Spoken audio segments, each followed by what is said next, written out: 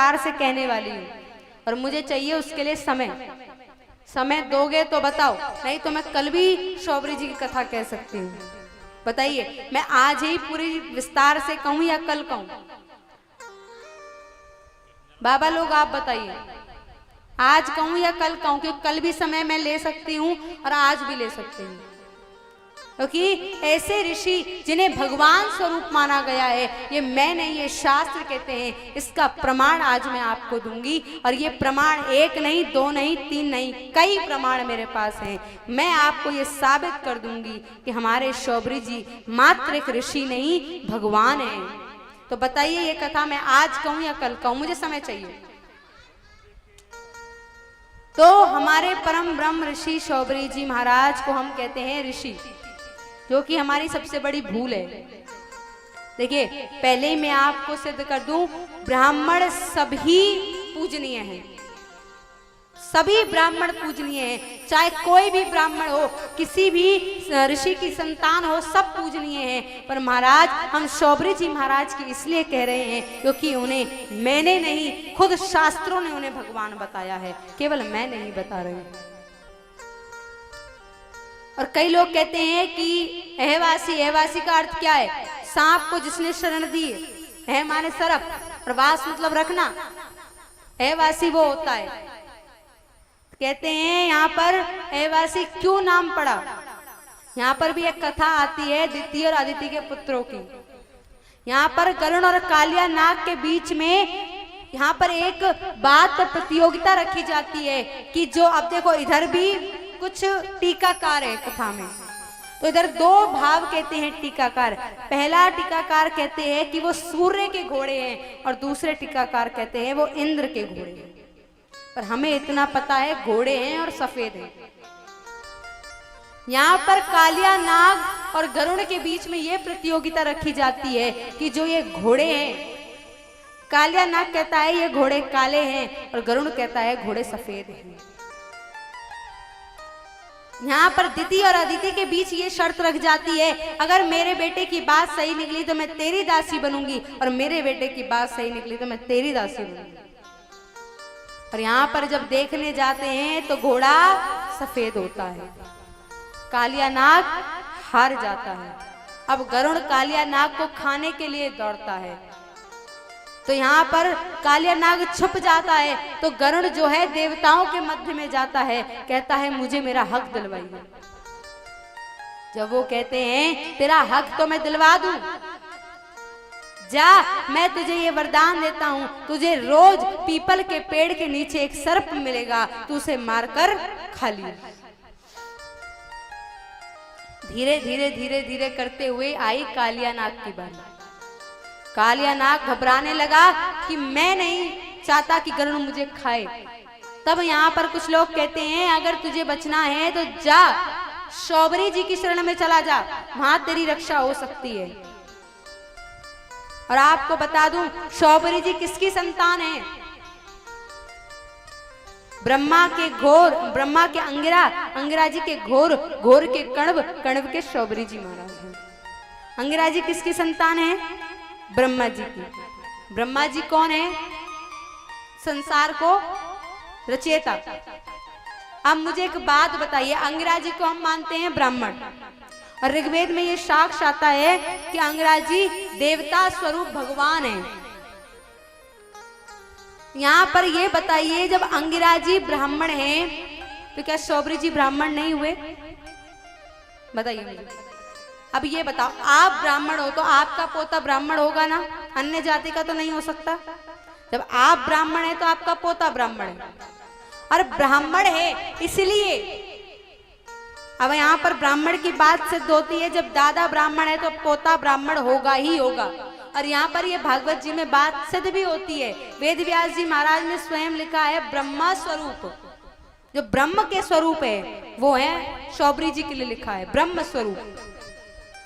दूसरी बात, ब्रह्मा जी हैं सृष्टि के रचयिता भगवान, हम भगवान की उपाधि देते हैं।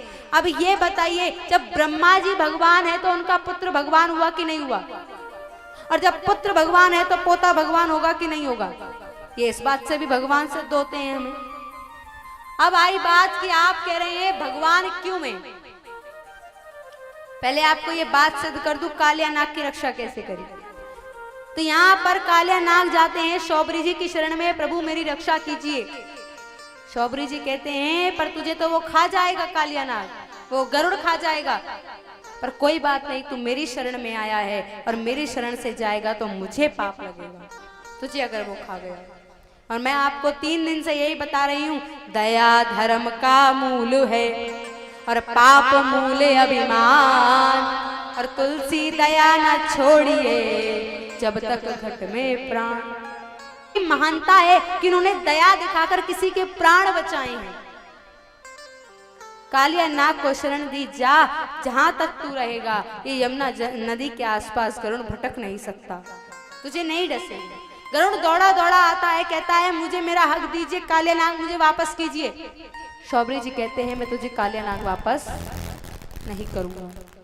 यहाँ पर जैसे ही मना किया कालिया नाग मैं तुझे वापस नहीं करूंगा, गरुड़ कहते हैं कि तुम सांप को शरण दे रहे हो ना, जाओ आज से तुम्हारे आने वाले वंशज अहवासी के नाम से जानी जाएगी कि तुमने किसी की रक्षा करी है, किसी को शरण दी है, ये अच्छी बात है किसी की रक्षा करना, इसलिए हमारा नाम अहवासी पड़ गया है, हम लोगों का नाम अहवासी पड़ा। यहाँ पर एक भाव और आता है, शौबरी जी का भाव कहते हैं कि शौबरी जी जब रक्षा कर रहे थे तो भगवान ने आकर उन्हें आज्ञा दी है। भगवान ने आकर कहा कि ऋषि जी आप इस कालिया नाग को गरुड़ की शरण में मत जाने देना, चाहे दुनिया में आपका कुछ भी नाम हो पर मेरी नजर में आपका देवता स्वरूप नाम होगा। और दूसरी बात मैं आपको अगर बताऊं, अब मैं कहती हूं भगवान कैसे हुए, तो यहाँ पर विष्णु पुराण में मैं आपको बता रही हूं, जाकर देख लीजिएगा। विष्णु पुराण में 2 से 4 अध्याय तक लेकर परशुराम जी महाराज हमारे जो संत हैं उन्होंने, जिन्हें हम देवता मानते हैं, उन्होंने शौबरी जी महाराज को भगवान संबोधित किया है। विष्णु पुराण में 2 से 4 अध्याय के बीच में पाराशर ऋषि ने शौबरी जी को भगवान कहकर संबोधित किया है। और केवल पाराशर ऋषि ने ही नहीं, नारद जी ने भी भगवान शौबरी जी को भगवान कहकर संबोधित किया है। और जब जिसको भगवान कह दिया, जब पराशर ऋषि और नारद जी जो भगवान के तीसरे अवतार है, अगर वो उन्हें भगवान कह रहे हैं तो इसका मतलब वो भगवान सिद्ध होते हैं। मैं आपके बीच कोई बिना सबूत की बात नहीं लाई हूं, सारे प्रमाण लेकर के आई हूं। अब यहां पर आते हैं कि हम उन्हें भगवान और कैसे मानते हैं। यहां पर जब कालिया नाग को शरण दी तो यहाँ पर गरुड़ कहता है आपके वंशज अहवासी के नाम से जाने जाएंगे। जब शौबरी जी कहते हैं भले ही मेरा वंशज अहवासी के नाम से जाना जाए पर मैं किसी की मृत्यु नहीं होने दूंगा। अच्छा, अब एक बात बताइए मुझे, मैंने परसों ही आपको ये बात बताई थी, भगवान कभी जन्म नहीं लेते, वो जन्म के समय पर प्रकट हो जाते हैं। मैंने आपको ये बात बताई और रोज बता रही हूं। अब आपने शास्त्र पढ़े हैं, शौबरी जी की आपने कथा पढ़ी है, बड़ी बड़ी किताबें उनके प्रकाशन में निकली है। मुझे एक बात बताइए, आपने पिता का नाम पढ़ लिया, अंगिराज जी के घोर घोर के कड़व कड़व के शौबरी जी, कड़व उनके पिता हैं। मुझे एक बात बताइए, आपने पिता का नाम पढ़ लिया, क्या किसी को माता का नाम पता है? बस हाँ या ना में जवाब दीजिएगा। माता का नाम नहीं पता ना? अब बताओ, किसी बालक का जन्म हो तो माता होगी कि नहीं होगी? होगी। तो शौबरी जी की भी माता होनी चाहिए। फिर तो आपको एक रहस्य की बात बताऊं, और ये हमारे लिए गर्व की बात है, जो कहते हैं ना शौबरी जी भगवान नहीं है, ये सिद्ध होता है। शौबरी जी की कोई माता नहीं है, शौबरी जी जन्म के समय पे प्रकट हुए हैं, ये बात सिद्ध होती है। इसलिए शौबरी जी महाराज को हम भगवान कहते हैं। इनका लालन पालन, इनका लालन पालन केवल कड़व ऋषि ने किया है। ये आप कहीं भी गूगल पे डालिएगा, कहीं भी डालिएगा, ये कहानी आ जाएगी आपके आगे। और आपको बताऊं, कण्व जी की भी कोई माता नहीं है, इस भूले मत रहिएगा। कण्व जी की भी कोई माता नहीं है, इन्होंने भी अवतार लिया है, प्रकट हुए हैं। इसका मतलब जो अवतार लेता है वो भगवान होता है। इसलिए हम शौबरी जी को भगवान बता रहे हैं और इसलिए हम कहते हैं हमारे पिता भगवान हैं और हम भगवान की संतान हैं। बताइए, बिना प्रमाण के कोई बात मैंने आपके बीच में कही है? सिद्ध कर रही हूं ना सारी बात, बिना बात के सिद्ध किए मैंने आपको कोई बात नहीं बताई।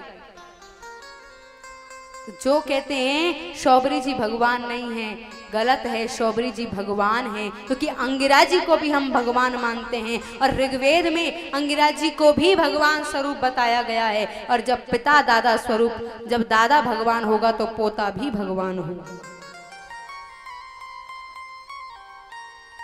तभी तो कहते हैं ब्रज में शौबर ऋषि महाराज अनोखे है गए तपधारी।